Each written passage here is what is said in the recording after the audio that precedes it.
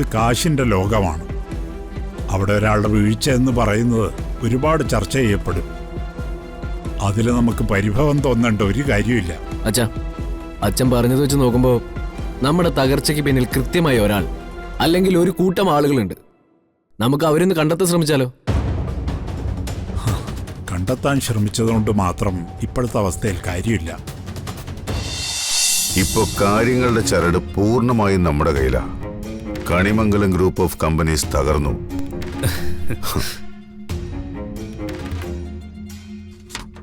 ആ ആഘാതത്തിൽ നിന്ന് ഏട്ടനോ മക്കൾക്കോ ഇനി ഉയർത്തെഴുന്നേൽക്കാൻ പറ്റില്ല.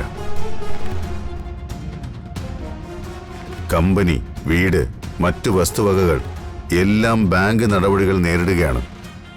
അതുകൂടാതെ കമ്പനിയുടെ ഇപ്പോഴത്തെ അവസ്ഥ മുൻനിർത്തി കമ്പനിക്ക് സാമ്പത്തിക സഹായം ചെയ്തിരുന്ന എല്ലാവരെയും ഞാൻ ഇളക്കി വിട്ടു കഴിഞ്ഞു.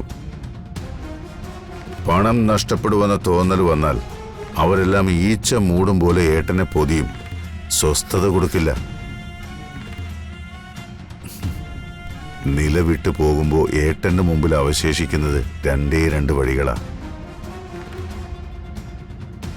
ഒന്നുകിൽ ഇനി ജീവിതം മുന്നോട്ട് പോകണ്ട എന്നൊരു തീരുമാനം, സൂയിസൈഡ്. അല്ലെങ്കിൽ എന്റെ മുമ്പിൽ പരിപൂർണമായൊരു സറണ്ടർ. സാറ് സെലക്ട് ചെയ്യുന്നത് രണ്ടാമത്തേതാവും അല്ലേ? കൊള്ളാലോ തന്നെ കണ്ടുപിടുത്തം. അതങ്ങനെയാ സാർ. നമ്മൾ നേടുന്നതിലല്ല സന്തോഷം, നമ്മൾ നേടുന്നത് കണ്ട് ചിലര് നീറി നീറി മരിക്കുന്നതാണ്.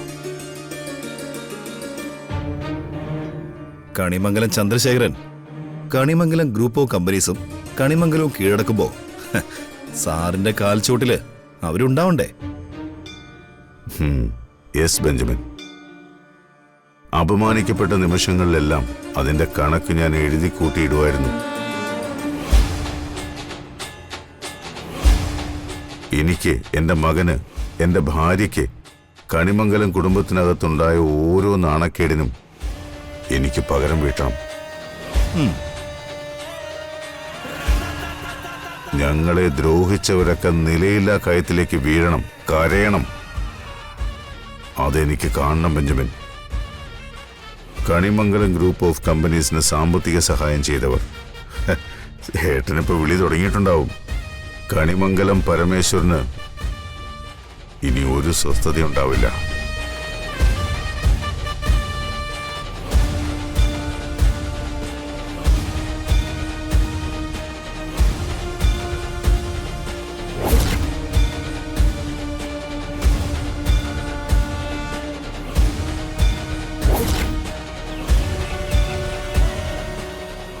മിസ്റ്റർ സക്കറിയ, നിങ്ങൾ പറയുന്ന പ്രശ്നങ്ങളൊന്നും കണിമംഗലം ഗ്രൂപ്പിലില്ല.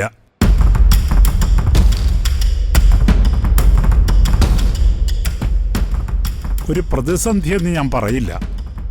പക്ഷേ ഇതൊക്കെ എനിക്കും എൻ്റെ മക്കൾക്കും കൈകാര്യം ചെയ്യാവുന്നതേ ഉള്ളൂ. കമ്പനി ഇതുവരെ നിങ്ങളോടുണ്ടായിരുന്ന ഉത്തരവാദിത്തം അതേപടി തുടർന്നുകൊണ്ടിരിക്കും. നിങ്ങളതിനെക്കുറിച്ച് ടെൻഷൻ ആവണ്ട, ഞാൻ അങ്ങോട്ട് വിളിച്ചോളാം.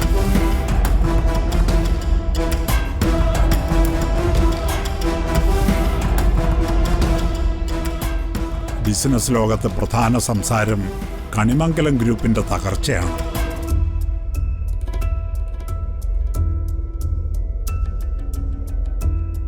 കാലങ്ങളായി നമ്മളെ സഹായിക്കുന്നവർ ഓരോരുത്തരായി വിളിച്ചുകൊണ്ടിരിക്കുകയാണ്. ഇവരുടെയൊക്കെ സംസാരം കേൾക്കുമ്പോൾ ആരൊക്കെയോ അവരെ ഇളക്കി വിടും പോലെ തോന്നുന്നു.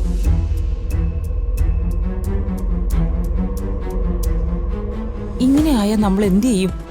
ആളുകൾക്ക് എന്താ കാര്യം പറഞ്ഞാൽ മനസ്സിലാവാത്തത്? പത്മിനി, ഇത് കാശിന്റെ ലോകമാണ്. അവിടെ ഒരാളുടെ വീഴ്ച എന്ന് പറയുന്നത് ഒരുപാട് ചർച്ച ചെയ്യപ്പെടും. അതിൽ നമുക്ക് പരിഭവം തോന്നേണ്ട ഒരു കാര്യമില്ല. അച്ഛൻ പറഞ്ഞത് വെച്ച് നോക്കുമ്പോൾ നമ്മുടെ തകർച്ചയ്ക്ക് പിന്നിൽ കൃത്യമായ ഒരാൾ അല്ലെങ്കിൽ ഒരു കൂട്ടം ആളുകളുണ്ട്. നമുക്ക് അവരൊന്ന് കണ്ടെത്താൻ ശ്രമിച്ചാലോ? കണ്ടെത്താൻ ശ്രമിച്ചതുകൊണ്ട് മാത്രം ഇപ്പോഴത്തെ അവസ്ഥയിൽ കാര്യമില്ല.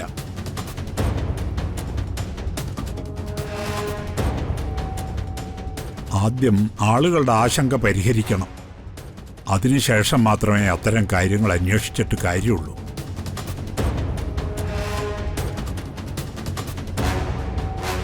ടോട്ടൽ അക്കൗണ്ട് പരിശോധിക്കണമെങ്കിൽ ദിവസങ്ങളോളം വേണ്ടിവരും. പക്ഷേ അപ്പോഴേക്കും കാര്യങ്ങൾ കൈവിട്ട് പോവും.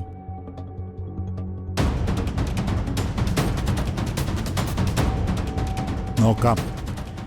ഇനിയിപ്പം അങ്ങനെ പറയാനേ തരുള്ളൂ.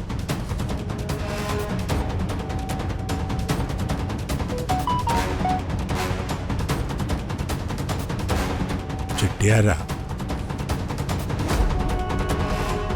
ഒരാവശ്യം വന്നാൽ 10-25 കോടി ഒരു എഗ്രിമെന്റും ഇല്ലാതെ കൊടുത്തയക്കുന്ന ആളാ. ഇനി അയാൾക്ക് പറയാനുള്ളത് എന്താണെന്ന് നോക്കട്ടെ. അച്ഛൻ ഫോൺ എടുക്കണ്ട, വെറുതെ എന്തിനാ ടെൻഷനാവുന്നേ? മോളെ, ഒരു കോൾ അവോയ്ഡ് ചെയ്യാൻ എളുപ്പമാ, പക്ഷേ അതിന് കൊടുക്കേണ്ടി വരുന്ന വില നിസ്സാരമല്ല.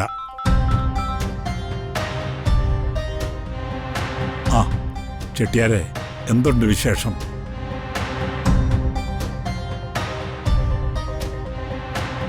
നമ്മൾ തമ്മിൽ സംസാരിച്ച ഡേറ്റ് ആയില്ലല്ലോ. ആ ദിവസം ചെട്ടിയാരുടെ പണം കൃത്യമായി ചെട്ടിയാരുടെ കയ്യിലെത്തിയിരിക്കും.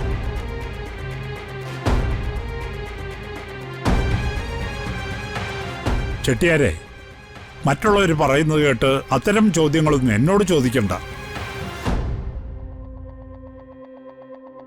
ഇടപാട് നമ്മൾ തമ്മില്ല, ഞാനത് കൃത്യമായി പറയുകയും ചെയ്തു.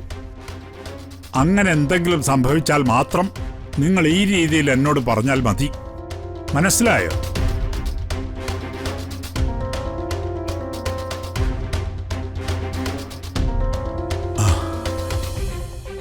ബോധപൂർവം എന്റെ ഭാഷ മാറ്റാൻ ശ്രമിക്കുമോ വരും?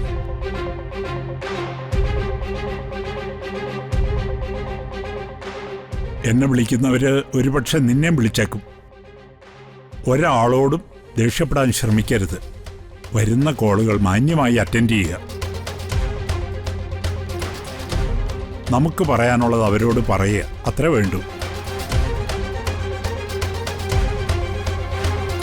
പരമേശ്വരേട്ടന്റെ ഒരു വാക്കിന് ദൈവത്തിന്റെ വാക്കിനേക്കാൾ വില കൽപ്പിച്ചിരുന്നവരാ ഇപ്പൊ ഈ വിളിക്കുന്നതും ഭീഷണിപ്പെടുത്തുന്നതും.